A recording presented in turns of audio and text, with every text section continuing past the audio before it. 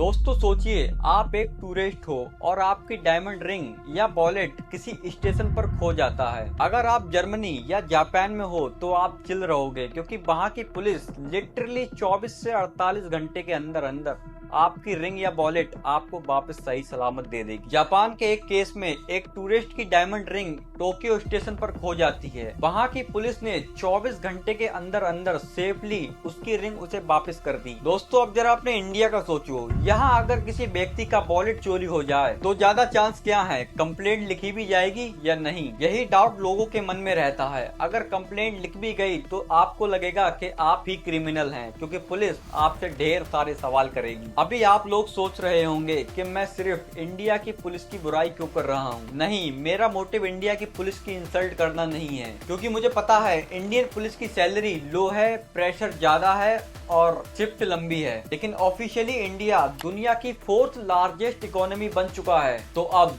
Excuse का time खत्म, क्योंकि अब रिफॉर्म लाना ही पड़ेगा।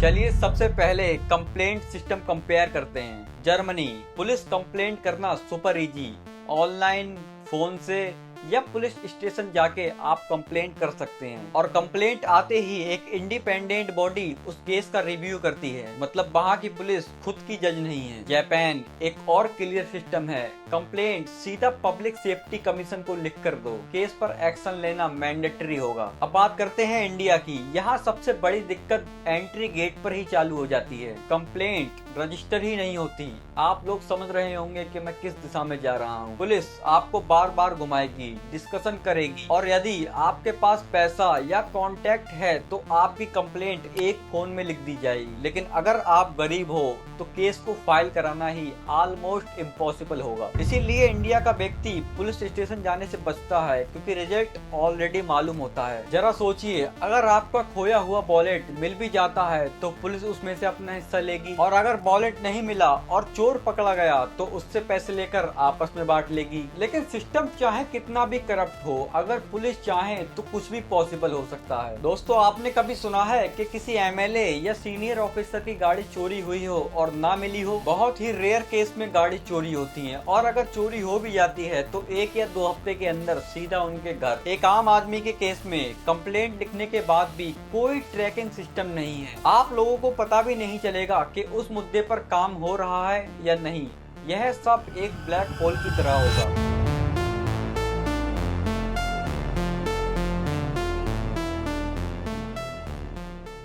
चलिए दोस्तों ट्रैफिक पुलिस की बात करते हैं। यह सबसे आसान तरीका है करप्शन को समझने का। जर्मनी, वहाँ पॉइंट वाला सिस्टम होता है। यदि कोई गलती करता है तो उसे पॉइंट मिलते हैं, और अगर कोई गलती बार बार रिपीट करता है तो उसका लाइसेंस यानी ड्राइविंग लाइसेंस वहीं कैंसिल हो जाता है। जापान, अगर तुमने ट्रैफिक रूल तोड़ दिया और पुलिस ने तुम्हें रेड टिकट दे दिया तो समझ लीजिए आपका लाइसेंस वहीं suspend. No warning, no point, सीधा एक्शन। अब बात करते हैं दोस्तों इंडिया की। इंडिया का प्रोसेस थोड़ा अलग ही लेवल का है। ऑफिसर आपको रोकेगा, प्रॉपर चेक करेगा, अगर सब कुछ सही है तब भी एक कमी निकाल देगा। तो सिर्फ आपके पास 3 ऑप्शन होंगे। नंबर 1, किसी पॉलिटिशियन बंदे को कॉल करना। नंबर 2, ऑफिशियली चालान भरना, वो भी 2000 का। नंबर 3, 500 देकर छुट्टी करना। अब बोलो ज्यादातर इंडियंस कौन सा ऑप्शन चूज करेंगे? ऑब्वियसली नंबर 3, क्योंकि सबको फास्ट और चीप सॉल्यूशन चाहिए।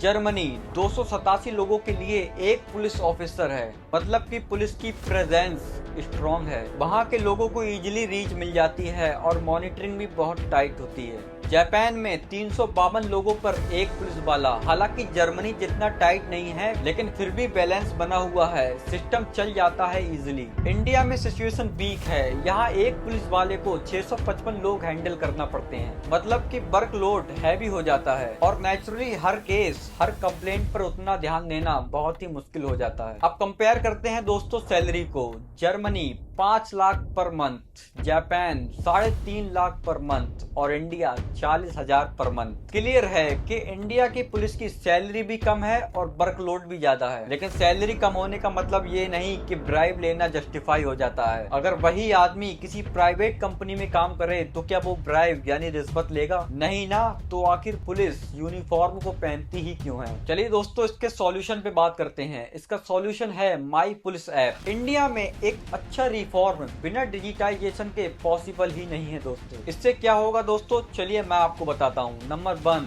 Easy complaint filing. इंडिया का हर सिटीजन इजीली ऐप के थ्रू अपनी कंप्लेंट को फाइल कर सकता है। आज के टाइम में हर गांव में स्मार्टफोन पहुंच चुका है, तो एक्सक्यूज बिल्कुल खत्म हो गए हैं। Number 2, tracking system.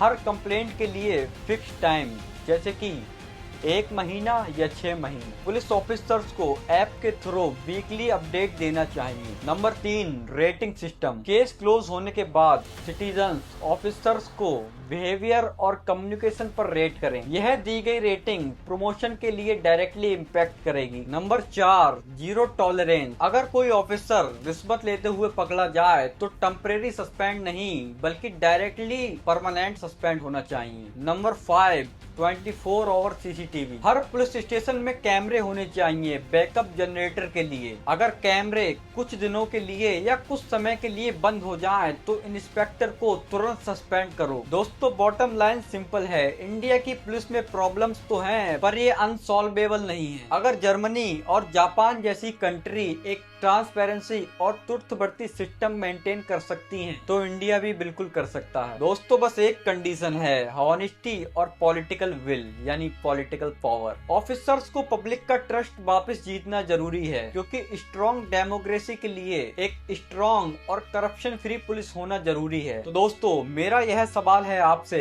आप लोगों का क्या कहना है इस पुलिस करप्शन के बारे में? मुझे कमेंट सेक्शन में जरूर बताएं। मैं मिलता हूं आपसे एक अगले वीडियो में। तब तक के लिए जय हिंद।